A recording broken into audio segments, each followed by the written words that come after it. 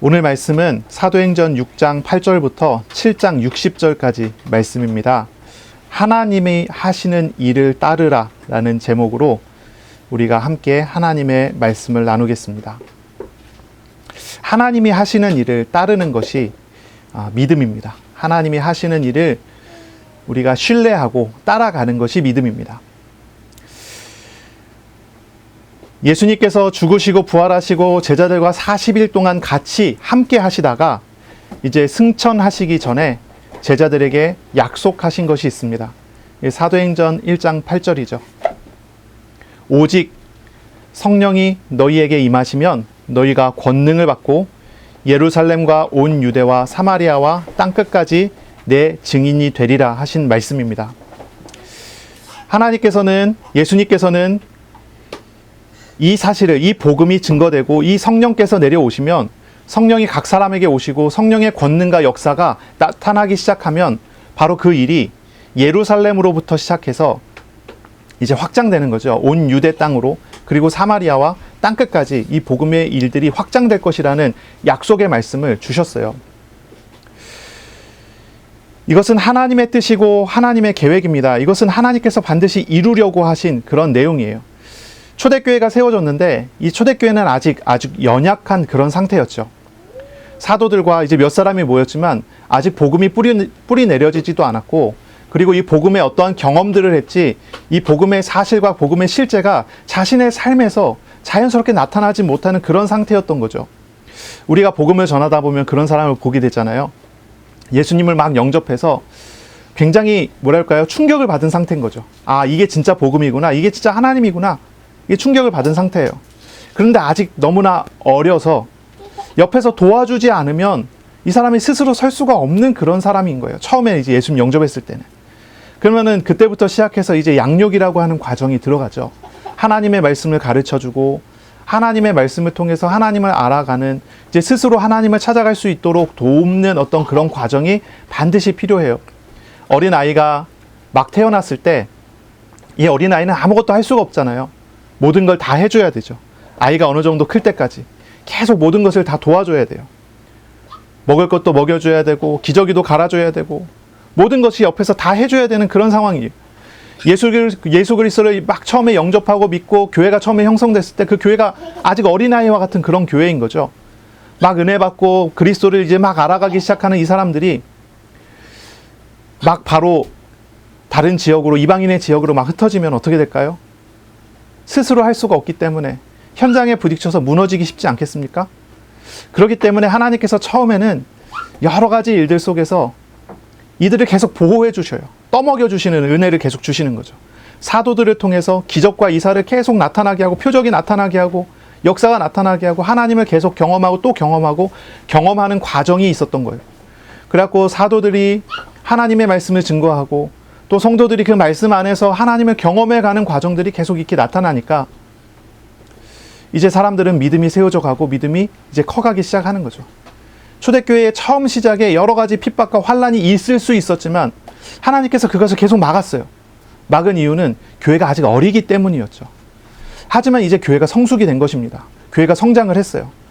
사도들을 통해서 증거되던 말씀들이 이제 교회 안에 들어와 있는 여러 성도 한 사람 한 사람들이 그것을 누리기 시작하고 경험하기 시작하고, 오늘 본문에 보니까 지난주에 세웠다고 했던 그 7 집사 중에 스데반이라는 사람이 나오죠.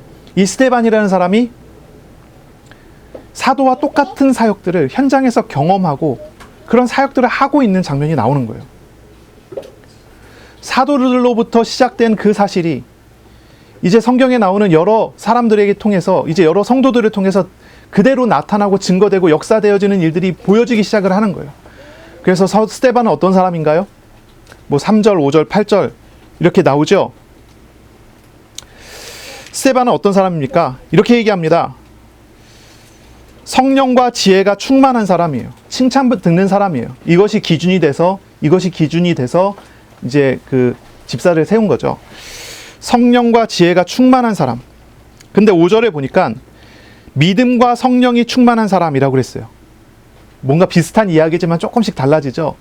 그런데 이제 8절에 보니까 은혜와 권능이 충만하게 됐다는 거예요. 뭔가 변화가 있어요. 집사들이 세워지고 교회 안에서 하나님의 사역들이 나타나기 시작하는데 이제 변화가 있어요.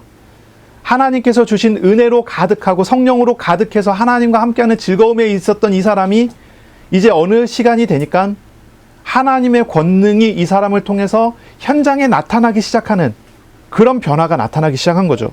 그래서 어떻습니까? 큰 기사와 표적을 민간에 행하게 됩니다. 큰 기사와 표적이 민간에 행해지기 시작해요. 복음이 증거되고 예수님을 영접하고 이제 막 믿게 됐을 때는 아무것도 모르잖아요. 하나님으로부터 은혜 받았으니까 그 은혜가 충만해서 기뻐서 하나님을 바라보고 하나님을 찬양하는 그런 사람이었어요. 그런데 말씀 안에서 하나님과 동행하는 삶을 훈련하고 하나님과 동행하다 보니까 이 사람이 이제 하나님과 함께하는 사람으로서 기도에 응답을 받는 사람으로서 증인으로서 세워지기 시작하는 거예요. 이게 스데반의 어떠한 사례인데요. 이것이 스데반의 사례뿐만이 아니라 7 집사들이 그랬고 예루살렘 교회가 그렇게 세워져 가고 있다는 것은 대표적으로 이 스데반을 통해서 표현을 하는 거죠. 이제 시간이 된 것입니다. 이제 예루살렘이 됐어요. 예루살렘에 이제 제자들이 세워졌어요. 이제 시간이 됐어요. 이제 온 유대로 이 복음이 퍼져가야 합니다. 사마리아와 땅끝까지 이 복음이 퍼져가야 합니다.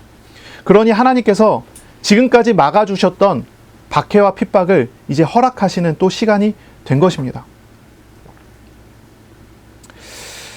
이제 하나님의 사역은 예루살렘을 떠나서 이제 세계로 나아가야 되는 그런 시간이 된 거죠. 바로 그 시간표에 한 가지 사건이 벌어진 것이 오늘 읽게 되는 이 본문, 스데반이 순교하게 되는 바로 그 사건이에요. 스데반의 순교 사건으로 인해서 복음을 가진 사람들이 예루살렘을 떠나서 흩어지고 복음이 온 유대 땅과 사마리아와 땅끝까지 퍼지게 되는 그런 시간표가 이제 여기서 나타나게 된 것입니다.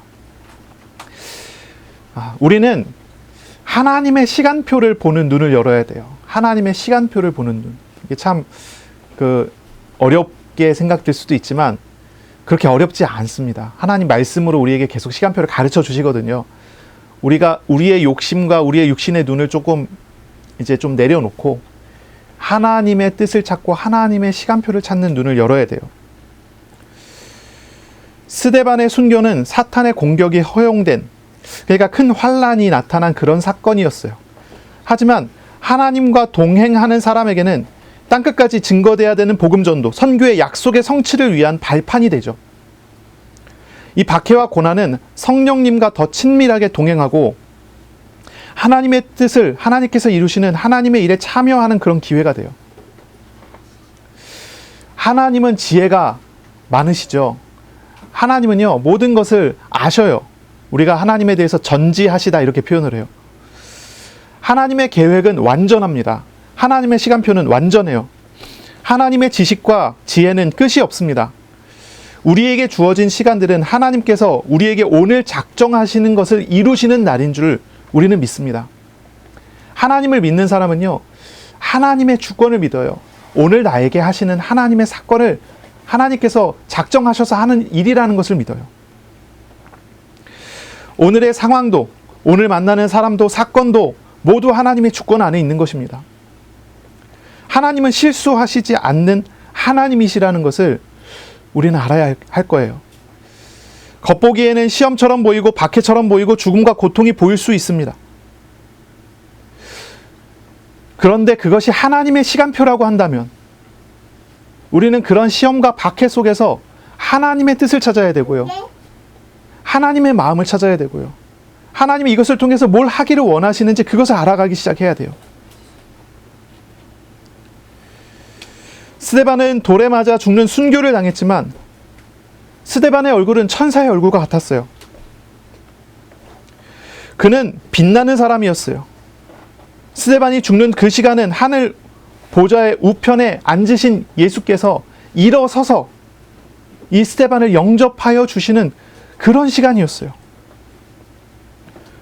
박해를 만난 초대교회 성도들에게 향한 하나님의 시간표는 그들을 흩어서 전 세계 모든 민족에게 향한 하나님의 사랑의 증인이 되게 하는 그런 시간표가 됐어요.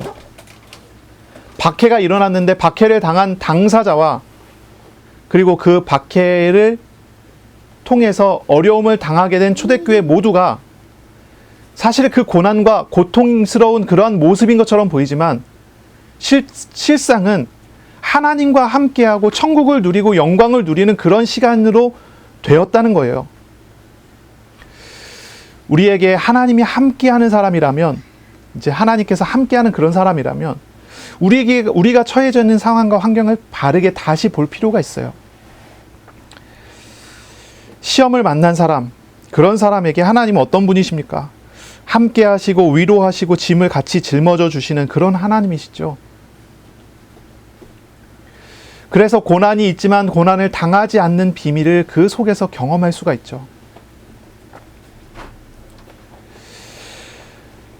우리가 아무 시험도 없고 아무 문제도 없고 나는 그냥 평탄합니다, 뭐 이런 사람이 있다면 그 사람은요, 지금 나를 향하신 하나님의 완전한 시간표를 인정하고 이 시간표를 향해서, 이 시간표를 통해서 나에게 향하신 하나님의 뜻을 알게 해달라고 기도하세요. 평탄하고 평안한 과정 속에 하나님께서 이루시는 일들이 있습니다. 고난과 시험 중에서 하나님께서 이루시는 일이 있습니다. 이 모든 일들은 하나님의 나라를 세워가고 하나님의 나라를 통치해 나가시는 하나님의 놀라우신 그 뜻 아래 있습니다. 하나님의 백성이 하나님과 동행해 나갈 때 이 모든 것들을 우리는 경험하게 되고 알게 되는 그런 축복이 있는 것이죠. 오늘 본 이 스데반은요, 사도들처럼 예루살렘에서 놀라운 일을 행하는 그런 사람이었어요. 은혜와 권능이 충만해서 큰 기사와 표적을 민간에 행하는 그런 사람이었어요. 기사와 표적이 교회 안에서만 일어난 것이 아니라 스데반이 가는 곳곳에, 가는 현장마다 일어났어요.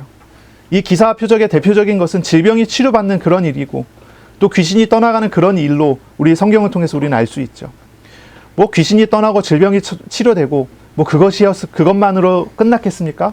그 이상이었죠. 하나님께서 살아계신 것이 우리에게 증거되고 나타나는 모든 일들을 기사와 표적이라고 하는 것이죠.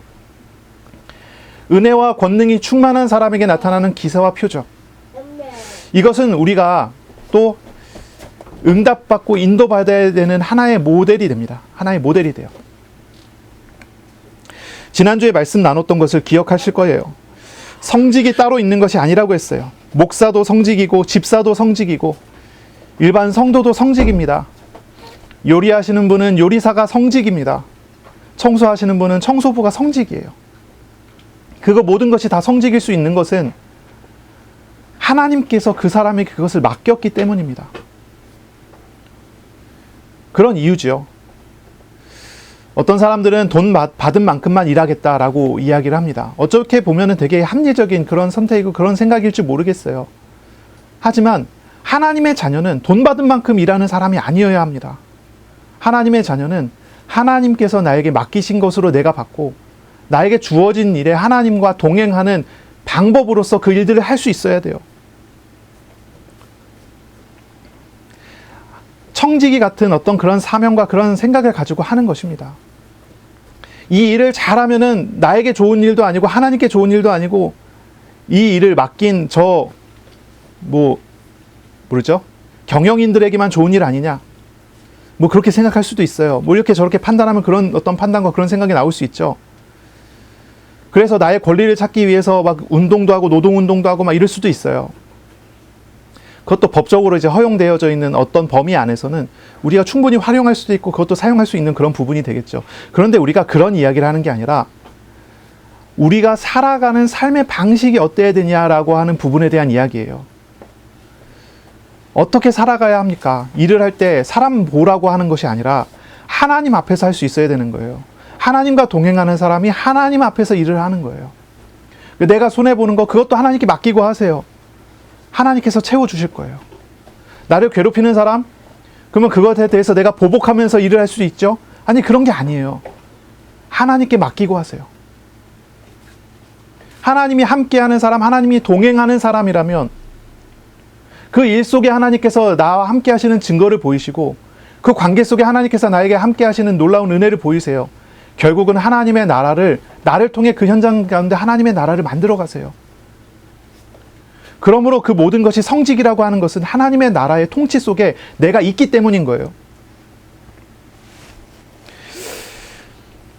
거룩하신 하나님께서 우리와 함께 하셔서 우리가 거룩하게 되게 하시고 내가 있는 곳을 거룩하게 만들어 가시는 하나님의 일이 분명히 나타나는 것입니다.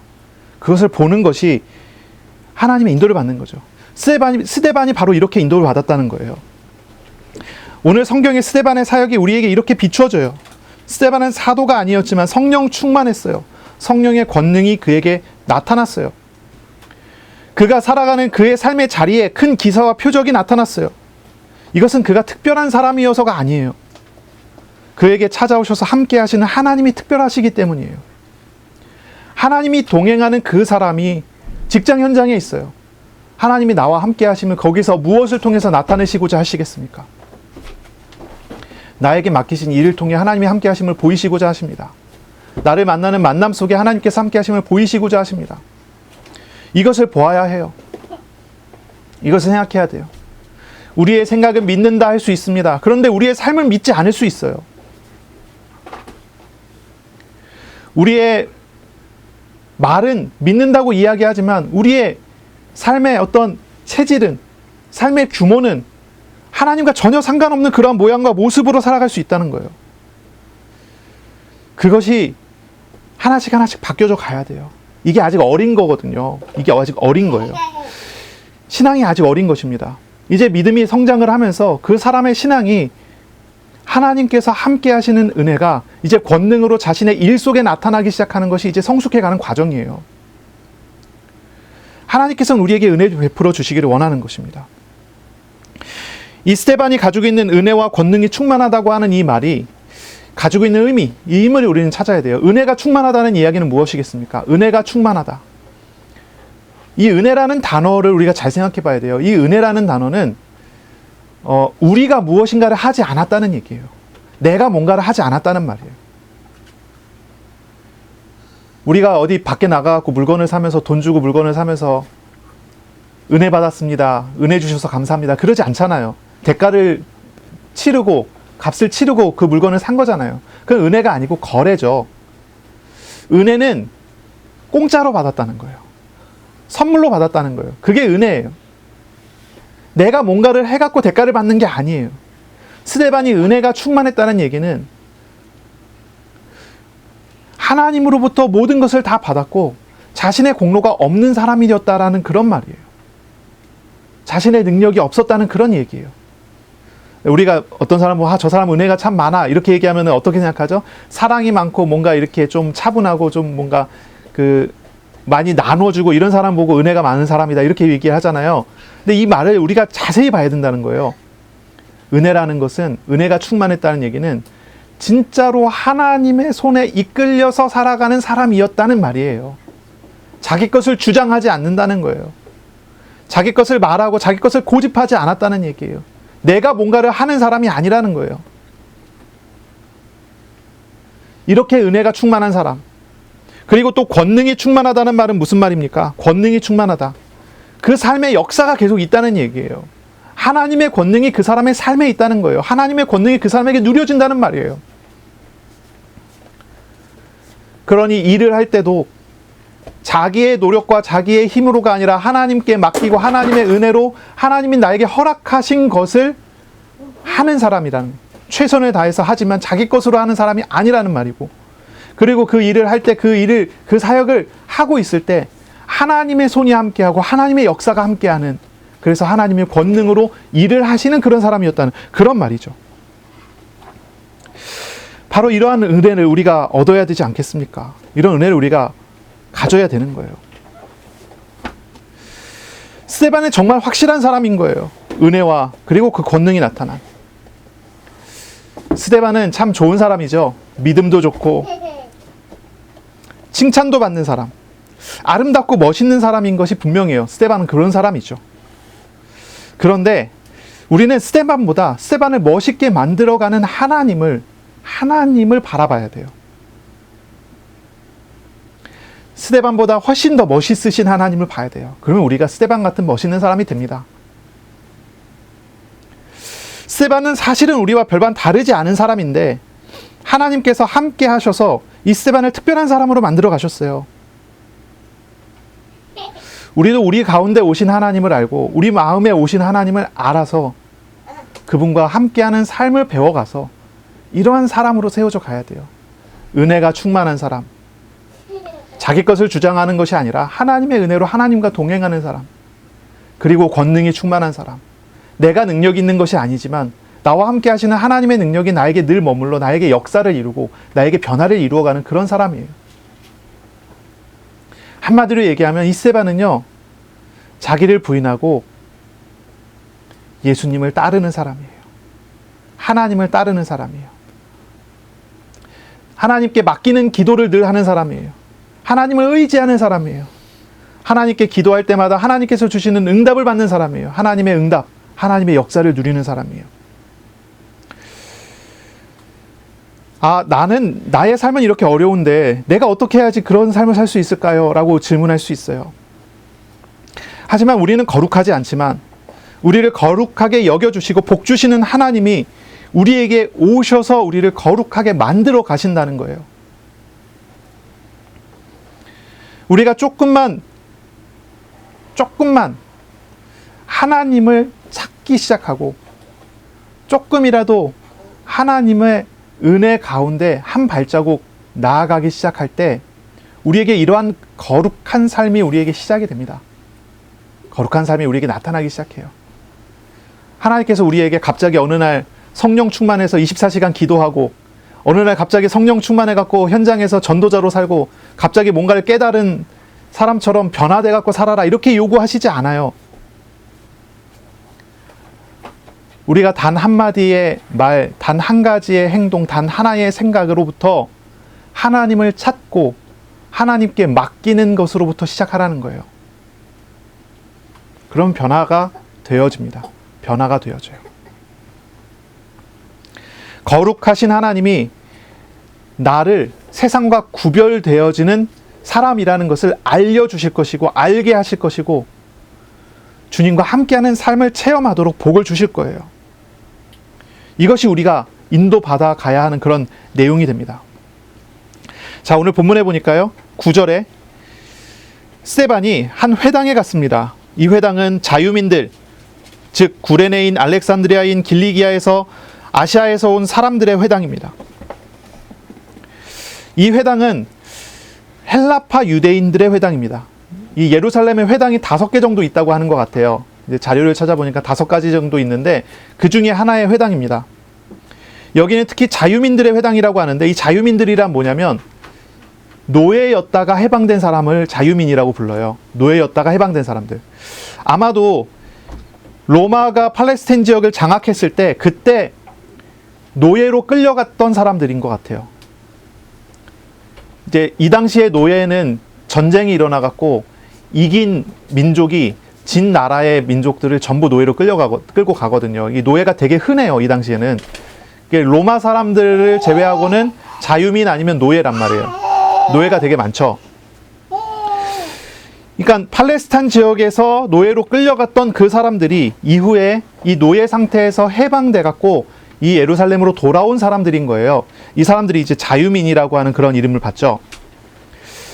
이 사람들은 당연히 끌려갔었던 그 헬라 지역, 이 헬라 문화 지역에서 살았던 사람들이에요. 그러니까 그리스 말을 사용하고 헬라 말을 사용하고 히브리 말이 어색하고 이런 사람들이에요. 그러니까 이 사람들이 모여진 회당인 거죠. 그러니까 헬라파 유대인들의 회당 이렇게 우리가 생각하면 돼요. 우리가 지난주에도 헬라파와 이제 히브리파에 대해서 이야기를 했지만 이 두 사람들은요 똑같은 민족이고 같은 피를 받았지만 문화가 완전히 다른 사람이에요. 언어가 다르니까 문화가 다르잖아요. 생각도 달라요. 원래 그 지역에 있었던 히브리파 사람들은 생각 자체가 유대적이에요. 하지만 헬라파 사람들은 유대적이지 않죠. 헬라적이에요. 뭔가 좀 더 사색적이고 뭔가 더 철학적이고 이런 데 더 강한 거죠. 그래서 이제 고린도서도 보면은 유대인들은 표적을 구하고 헬라인들은 지혜를 구한다. 이런 표현이 나와요. 이건 뭐냐면 문화적인 차이를 이야기하는 거예요. 이제 이런 사람들이 모여있는 그런 회당에 스데반이 갔다 하는 거죠. 왜 스데반이 거기를 왜 갔을까요? 이 스데반도 헬라파 유대인이기 때문이에요.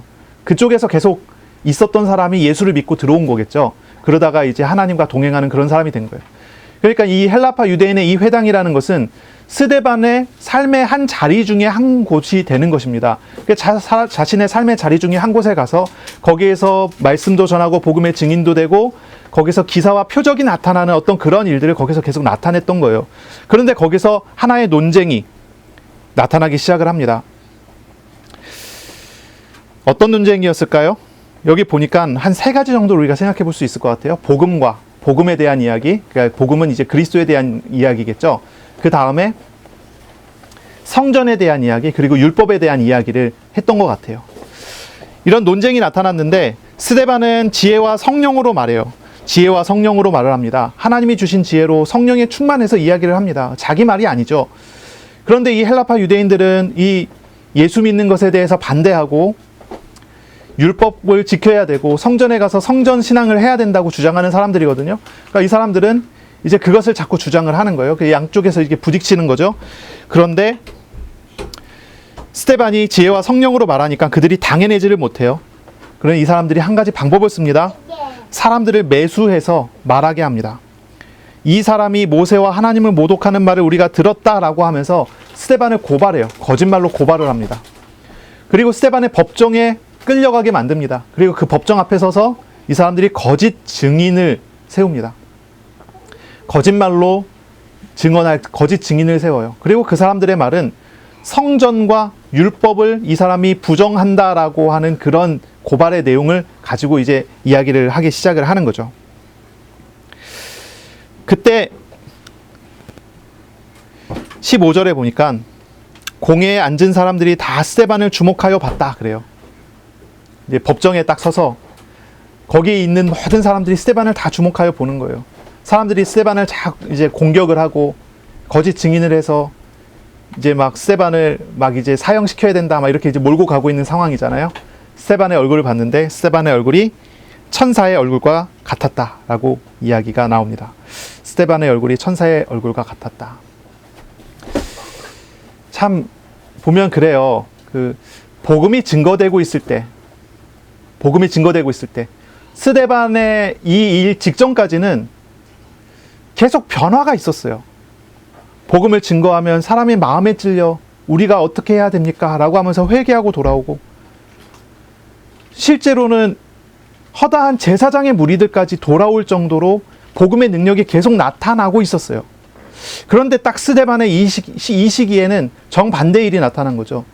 스데반이 똑같이 성령과 지혜가 충만하여 말씀을 전하는데 사람들이 반감을 갖기 시작을 하고 고발하기 시작하고 결국은 이 스데반을 법정에 세우고, 스데반이 또 한참 설교를 하거든요. 그 설교를 다 듣고 스데반을 죽이려고 불법을 저지르는 거예요. 사형은 유대인들이 사형시키지 못하거든요. 유대인의 법정이 사형시키지 못해요. 로마 법정까지 가야 돼요.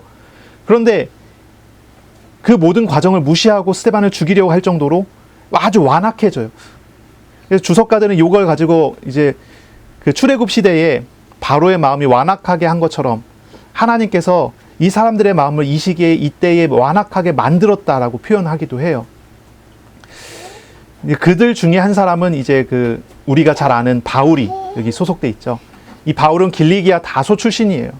길리기아 다소 출신이고, 이 길리기아 사람들이 같이 모이는 이 회당에 이 사울도 같이 있었을 것으로 생각이 들죠. 이 사울은 사내들인 공회원이기도 하고요. 이 스데반을 사형시켜 죽이게 되는 그 시점에 증인이 된 그런 사람이 또 이 사울입니다. 이 사울이 여기서 또 나오죠. 자, 이 사람들은요, 스데반이 눈에 보이는 그 성전을 부정했고 또 율법을 폐기했다고, 예수님께서 율법을 폐기했다고 하는 그런 말로 이 스데반을 공격했어요. 그들의 공격은 주로 율법과 성전에 집중되어 있었는데, 아마 이 율법과 성전이 이 헬라파 유대인들에게도 어떤 것과도 바꿀 수 없는 중요한 가치를 거기에 두고 있었기 때문에 그렇게 그것을 가지고 공격을 하지 않았을까 이렇게 생각을 합니다. 성전과 율법을 폐지했다고 하는 그런 거짓 증언은 여러 예루살렘 주민들에게 직접적인 반감을 일으키기도 했는데, 왜 그러냐면 이 성전이 그들의 예루살렘 주민들의 경제적인 삶에 가장 직접적으로 관계되어 있는 그런 내용이었기 때문일 것이다. 이렇게 이제 보는 거죠. 결국 이들은 스데반을 법정에 세우고 신문을 합니다. 그때 스데반은 긴 설교를 시작을 하죠. 우리가 읽은 이 긴 설교를 60절까지 되는 이 긴 설교를 이제 스데반이 시작을 해요. 스데반은 여기서 성전이 무슨 의미고 율법이 무슨 의미인지에 대해서 이제 이야기를 합니다. 이거 너무 길기 때문에 우리가 다 보기는 어렵고요. 짧게 요약을 해갖고 우리가 좀 이야기를 한다면, 성전은 예루살렘의 눈에 보이는 성전이 진짜 성전이 아니라는 이야기를 합니다. 어디가 성전입니까? 거룩하신 하나님이 계신 곳이 성전이라는 그런 이야기를 해요. 어디서부터 시작하냐면 아브라함 이야기부터 시작합니다. 아브라함과 그리고 요셉 그리고 모세 그리고 다윗과 솔로몬 성전에 대한 이야기를 이어서 합니다. 긴 설교를 통해서 스데반은 하나님의 성전이 가지고 있는 진짜 의미가 무엇인지를 가르쳐요. 아브라함 이야기를 한번 보세요. 아브라함이 무슨 성전에 가서 어느 정해진 장소에 가서 예배를 드렸습니까? 그렇지 않았어요. 아브라함이 무슨 율법을 지켰습니까? 그렇지 않았어요. 아브라함은 하나님이 명령하신 대로, 하나님께서 하시는 대로 따라갔어요. 참 재미있는 것이 이 스데반의 설교를 보면요, 주어가 계속 하나님으로 나와요. 하나님이 이렇게 하셨다, 하나님이 저렇게 하셨다, 하나님이 말씀하셨다, 하나님이 사역하셨다. 아브라함의 삶은 하나님이 함께 하신 사역이다. 요셉도 마찬가지죠. 요셉도 네 가지로 나눠서 얘기하는데, 요셉이 하나님께서 함께 하셨다, 환난 중에 함께 하셨다, 이러면서 하나님이 함께 하신 걸 자꾸 얘기를 해요. 모세도 그렇죠. 모세의 생을 길게 얘기합니다. 길게 얘기해요. 참 이렇게 설교를 보면 강조점들을 이렇게 찾을 수 있잖아요. 요셉 이야기할 때 애굽이 계속 반복해서 나오거든요. 애굽에서 애굽이 되게 많이 나와요. 일부러 강조해서 애굽이라는 단어를 계속 찝어서 이야기를 해요. 저 예루살렘 성전이 진짜 성전이냐, 하나님이 함께 하셨던 저 애굽도 성전이다 라는 이야기를 하는 거죠. 하나님께서 통치하시는, 하나님께서 함께 하시는 모든 장소가 설교라는 것, 성전이라는 것을 이 스데반이 설교를 통해서 이야기를 하고 가르치는 거예요. 그리고 모든 율법은 예수님께서 완성하신 것이라는 것을 또 이야기를 합니다. 그러면서 이야기를 하죠. 목이 곧고 마음과 귀에 할례를 받지 못한 사람들아, 너희도 너희 조상과 같이 항상 성령을 거스르는도다. 이런 얘기를 해요. 아주 찌르는 이야기를 하는 거죠. 마음이 그냥 확 찔리는 이야기를 하는 거죠. 성전을 주장하고 율법을 계속 주장하는데, 성전은 뭘 상징합니까? 회개를 상징하는 곳이 성전이잖아요. 그렇죠? 죄에서 해방하는 피제사가 늘 이루어지는 곳. 그게 성전이에요. 율법에 의해서 자신이 죄인됨을 알고 성전에 와서 하나님께로 돌아와야 되는 것이 성전의 어떤 의미고 가치가 아니겠어요? 그런데 이 사람들은 겉으로는 회개한다고 하지만 속으로는 절대 그렇지가 않은 거예요. 육신으로는 할례를 받았지만 마음이 할례를 받지 못했고 귀가 할례를 받지 못한 상태라는 걸로 지적을 하는 거예요. 마음이 하나님께로 돌아와야 하나님의 백성이에요. 몸만 할례를 받는다고 해서 하나님 백성이 되는 게 아니에요. 겉모습은 괜찮아 보이지만 실제로는 하나님에는 반응이 없고 하나님의 말씀을 들으려 하지도 않고 하나님의 뜻을 찾으려고도 하지 않는 그 사람들에 대한 그런 지적이 여기 나오는 거죠. 마음의 할례라고 하는 이 단어는 결국은 하나님을 찾는 마음을 가져야 한다는 바로 그런 이야기를 의미하는 거예요. 듣는 이들이 마음이 찔렸습니다. 마음이 찔렸어요. 왜냐하면 그것이 자신들의 실상이기 때문이에요. 스데반이 증거한 말씀이 진실된 하나님의 말씀이라는 것도 이 사람들이 인정을 했어요. 하지만 그를 수용하지 않습니다. 이들은 회개해야 되는데 회개하지 않고 오히려 스데반을 죽이기로 결정을 해요. 마음의 할례를 받지 못했기 때문이죠. 그들은 스데반의 말이 사실이라는 것을 알고도 살인하기를 선택을 했어요. 그래서 여기서 이 스데반의 순교가 나타나게 된 거죠. 우리는 마음의 할례를 받아야 돼요. 마음의 할례를 받아야 됩니다. 우리의 마음이 바뀌어야 돼요. 우리의 마음이 진짜로 하나님을 찾는 사람이 돼야 돼요. 껍데기에 우리의 신앙이 있으면 안 되고요. 하나님을 찾는데 우리의 마음과 우리의 신앙이 있어야 돼요.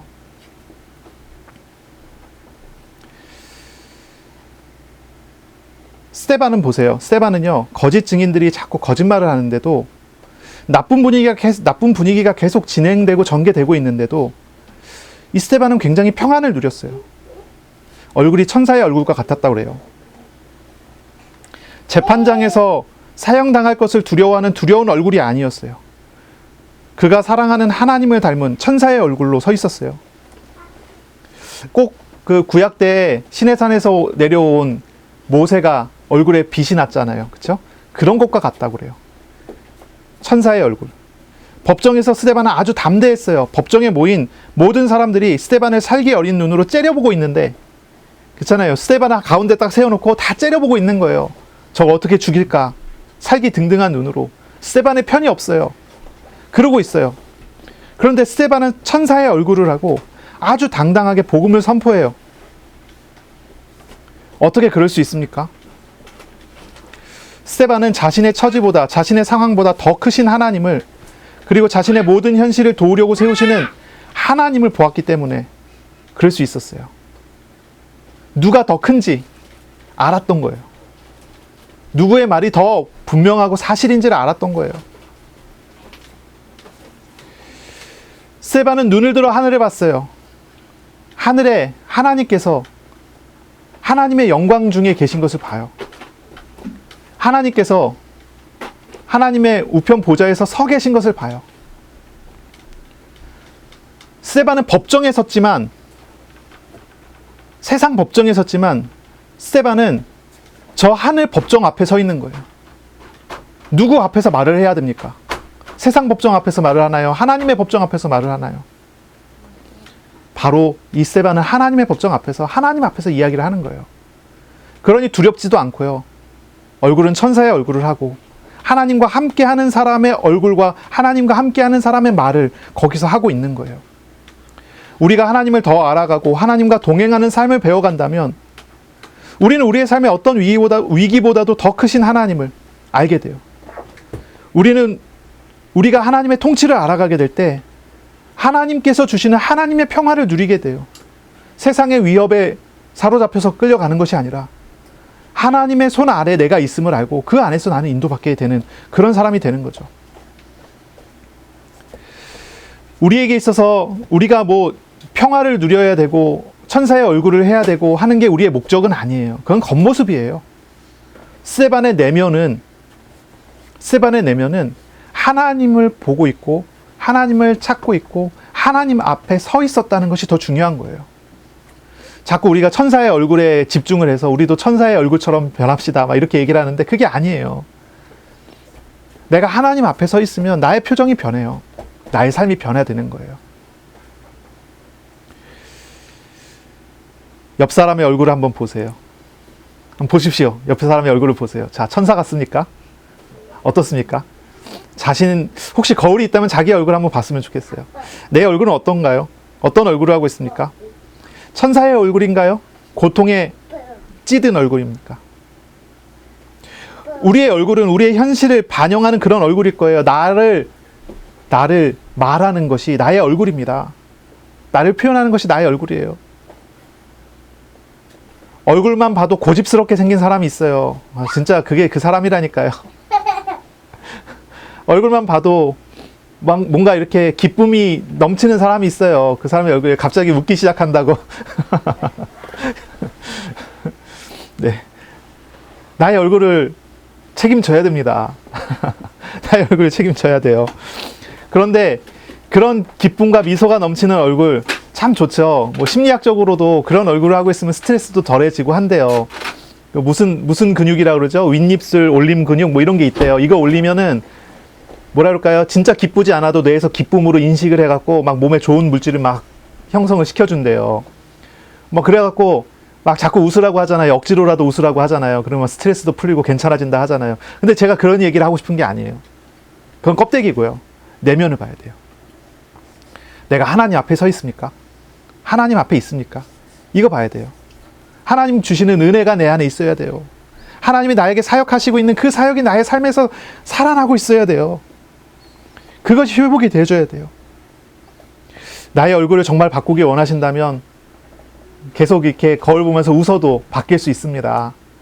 근데 그 얼굴은 뭔가 이제 기쁜 얼굴일 것이에요. 그렇죠? 그리고 사람들에게 기쁨도 주고 평안도 주는 그런 얼굴이 될 것입니다. 하지만 하나님의 풍기는, 하나님의 은혜가 풍겨지는 천사의 얼굴은 아직 아니에요. 나를 만난 사람이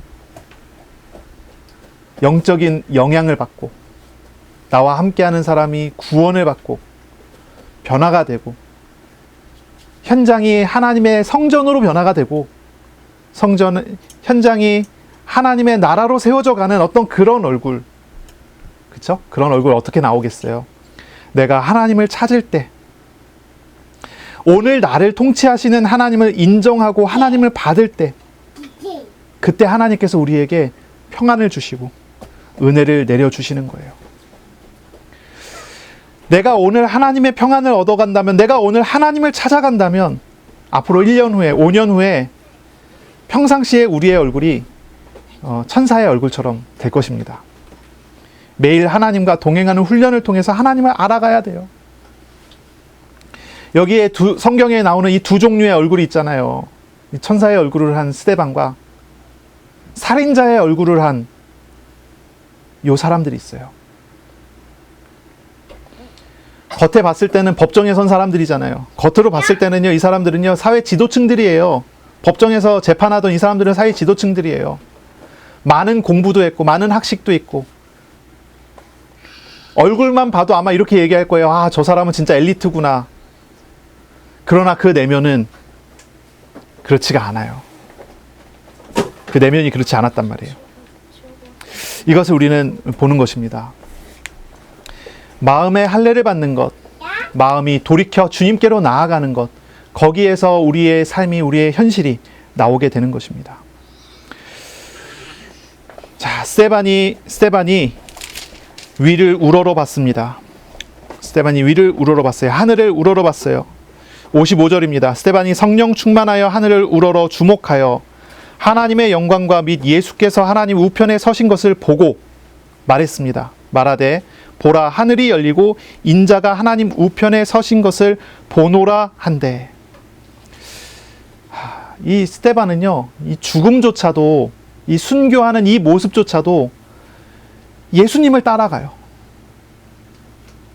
예수님께서 마가복음의 14장에 나오죠. 예수님께서 하늘을 우러러 보시고 말씀하셨던 그 말을 따라가죠. 예수님은 하나님을 이야기하지만 이 스데반은 예수님을 이야기합니다.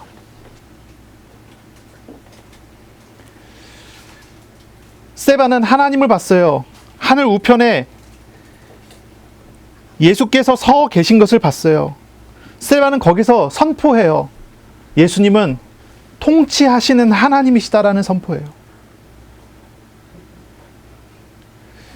이 유대인들이 스데반을 죽이려고 사형장에 유대인들이 이 스데반을 끌고 나갔는데,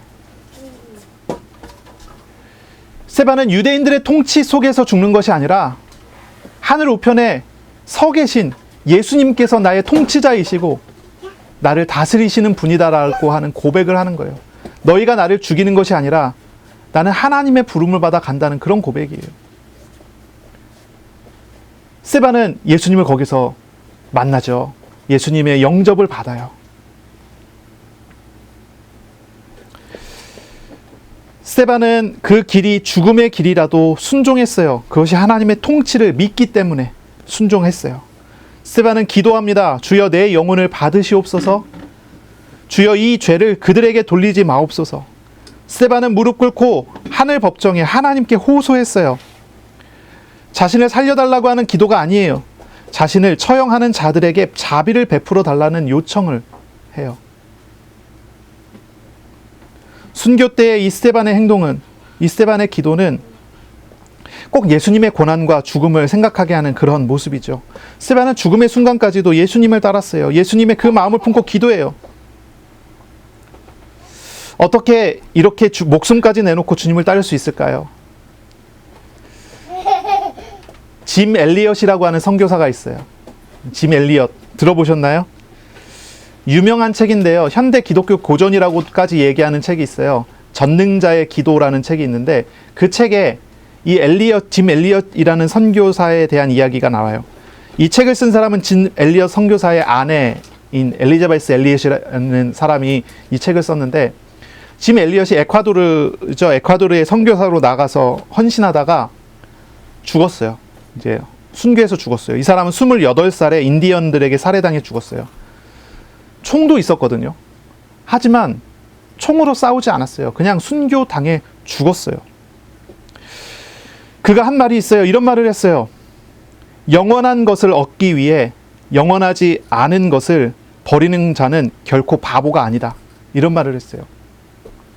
28살에 그가 순교할 때 그는 영원한 것을 향해 나아가는 그런 자리에 있었던 거죠. 영원한 것을 얻으려 가는 그런 자리에 있었던 거죠. 그러니 순교가 괜찮았던 거예요. 죽어도 괜찮았던 거예요. 스데반의 순교, 스데반은 무엇을 얻으려 했을까요? 무엇을 얻고 있었을까요? 영원한 것을 얻었어요. 영원한 것을 얻어가고 있었어요. 그게 스데반의 길이었고 스데반의 발걸음이었죠. 우리가 다 하나님의 자녀입니다. 예수님을 영접해서 믿었고 하나님과 함께하는 사람이잖아요. 우리는 무엇을 얻으려고 살아가야 할까요? 무엇을 얻으려고 살아가야 될까요? 순교는 아무나 하는 것이 아닙니다. 특별한 은혜죠. 아마 우리 중에 순교해서 죽을 사람은 별로 없을지 몰라요. 한 명도 없을지도 몰라요. 또 하나님께서 또 어떻게 하시면 다 순교할지도 모르겠죠. 근데 우리가 순교자의 정신을 배워야 한다는 거죠. 순교자의 정신을 배우고 살아가야 돼요. 이 순교자의 정신이란 무엇이냐면, 내가 하나님의 영광을 위해서 죽겠습니다 라는 것이 순교자의 정신일까요? 물론 그것도 순교자의 정신이죠. 내가 하나님의 영광을 위해서 죽겠습니다. 이것도 순교자의 정신이지만, 진짜 이야기하고 싶은 것은 영원하신 하나님 앞에 늘 서는 삶이에요. 세상 앞에 서는 삶이 아니라 하나님 앞에 서는 삶을 얘기하는 거예요. 하나님을 따르는 거예요. 세상을 따르는 것이 아니라 하나님을 따르는 거예요. 이게 순교의 정신이고 이게 믿음의 삶이에요. 말세에 살아가는 하나님의 백성들이 어떻게 살아가야 될까요? 하나님 앞에서 사는 거예요. 영원한 것을 얻는 삶을 살아야 돼요. 일을 할 때 그냥 내가 일을 해서 돈을 벌자가 아니라 돈보다 더 귀중한 영원한 것을 얻기 위해서 일을 해야 돼요.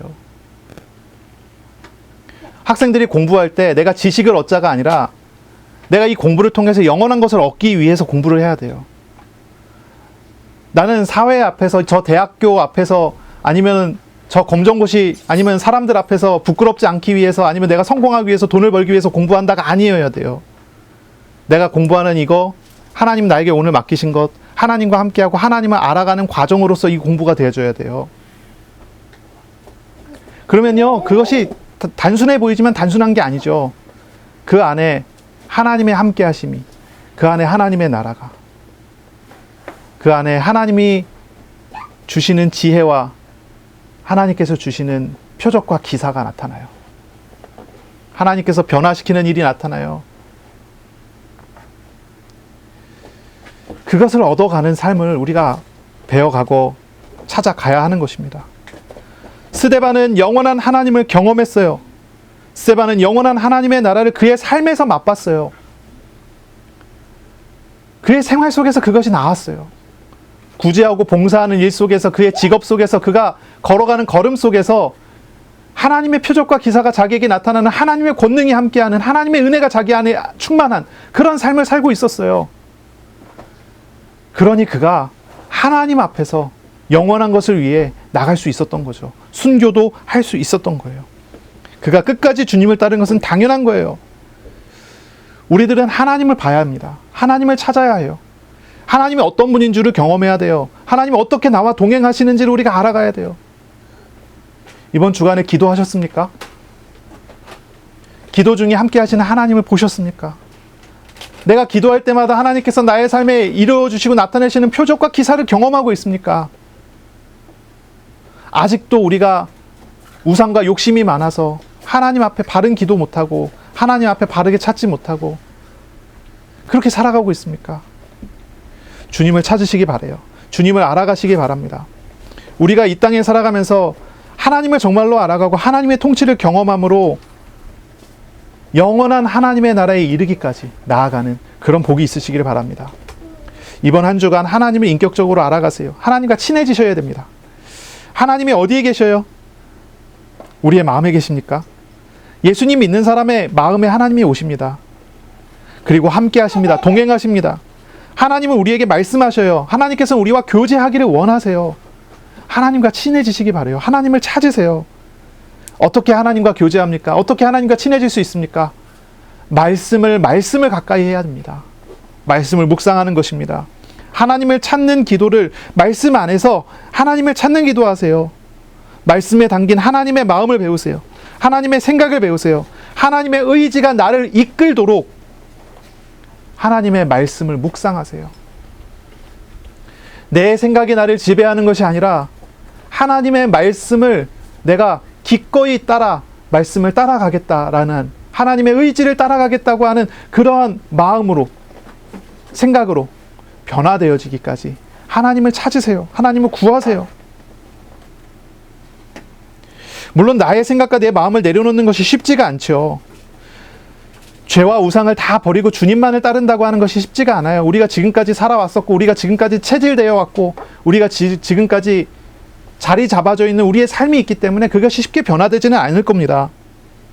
하지만 하나님을 찾고 구하는 한마디 말부터 시작할 때 하나님께서 도와주실 것입니다. 하나님께서 우리를 인도해 가실 거예요. 작은 생각 하나부터 하나님 앞에 내려놓고 하나님을 구하고 하나님을 찾아가는 그런 기도를 시작하세요. 하나님은 기꺼이 우리에게 말씀하시고 기꺼이 우리에게 은혜 베풀어 주시고 우리의 목소리에 응답하시고 우리의 삶의 표적과 기사의 놀라운 일들을 보이실 것입니다. 주님을 알아가며 우리의 모든 삶의 자리가 하나님이 통치하시는 거룩한 나라 성전으로 변화되는 그런 주간이 되시기를 예수님의 이름으로 축원합니다. 아멘. 기도하겠습니다. 하나님 감사합니다. 오늘 우리에게 말씀하셔서 우리가 또 하나님을 찾고 구하고 하나님과 함께하는 생활하도록 인도하시니 감사합니다. 이번 한 주간 하나님을 찾고 구하며 하나님을 만나는 그러한 말씀 묵상 기도가 시작될 수 있도록 복 내려 주옵소서. 하나님이 어떤 분이신 줄 알아갈 때 주님 우리 안에 스데반과 같이 은혜가 충만하며 권능이 충만하여 우리의 삶 가운데 하나님이 함께 하시는 기사와 표적이 나타나는 그런 생활 되도록 복 내려 주옵소서. 우리의 모든 삶의 자리를 복주시기 원합니다. 우리의 모든 생활 중에 역사하시기 원합니다. 저 영원한 하나님의 나라를 바라보며 오늘을 살아가는 우리들 다 되게 하여 주옵소서. 예수님의 이름으로 기도합니다. 아멘. 우리 구주 예수 그리스도의 은혜와 하나님의 사랑하심과 성령의 교통하심이 이제로 영원까지 항상 함께 있을지어다. 아멘.